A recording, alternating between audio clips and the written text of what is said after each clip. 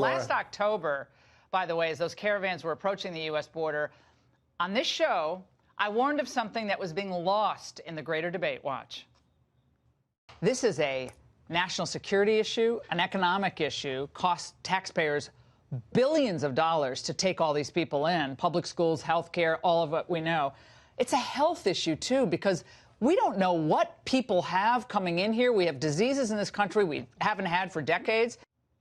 Well, the backlash I received was swift. I was immediately vilified for saying such a thing. How dare I? Business Insider called it a conspiracy theory, and the Washington Post said it was dehumanizing.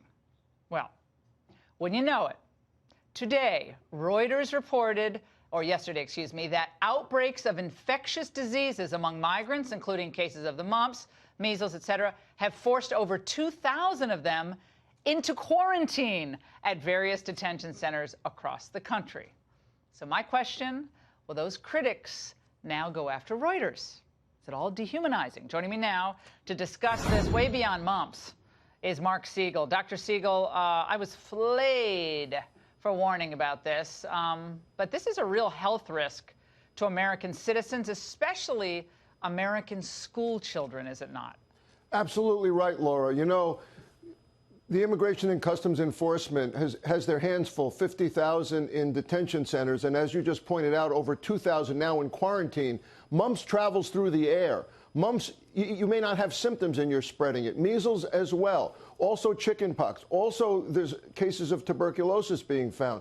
You know, the biggest issue is that the Centers for Disease Control will screen legal immigrants. You're not allowed into this country legally unless they check your measles, mumps, rubella, titer, chickenpox. You have to prove that you've received the vaccine and that it's working. Well, CDC told me tonight that they're playing catch-up now. ICE is going to have to call them in to the quarantine people and to revaccinate them to check to see if their immune status is there.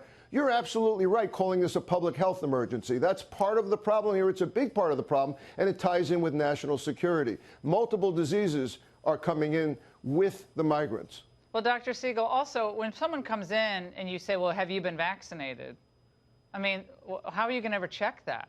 I mean, you can't really, there's no like legitimate way to check, like call Honduras, well, has X, Y, or Z gotten, you know, the various tetanus shots? I mean, you can't really check that, right? We have enough problems, I think, with people in the country not being vaccinated, that big controversy. But now this, I mean, we are overwhelmed. And they're going to vilify Alex Azar at HHS, the secretary of HHS. What is he supposed to do? The Democrats don't want to deal with this issue. He's left to pick up the pieces. By the way, Laura, you not only can't check it, and you can't take someone's word for it, because of course they're going to say, yes, ma'am, yes, sir. But also, it wears off. This vaccine wears off, especially with mumps. And, you know, mumps can cause infertility. It can cause brain swelling.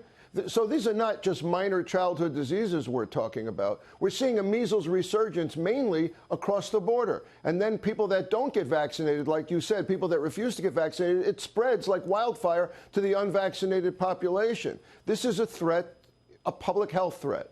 Also, mosquito-borne diseases. There's 400,000 cases of malaria coming in. Tuberculosis. So I don't know why the left doesn't want to talk about it. It's it's an actual issue. But again, back to the point I made in the angle. They do not want to have a debate on these issues because they can't debate it. All they can say is you're racist, you're xenophobic, you're dehumanizing, you're cruel, you're mean. That's all they have. Because if you get down to the facts, they are putting Americans at risk, and Trump and his policies are actually geared, Dr. Siegel, toward keeping our people safe. That's his first and most solemn obligation, to keep the American people safe, and he's trying to do that. He's not perfect. None of us are. Listen, but he's trying to do that. Laura, the CDC, who's really nonpartisan, calls this playing catch-up. They're in the country, then we got to figure out what diseases they may carry. That says it all. That says it all. Dr. Siegel, thank you so much. Laura.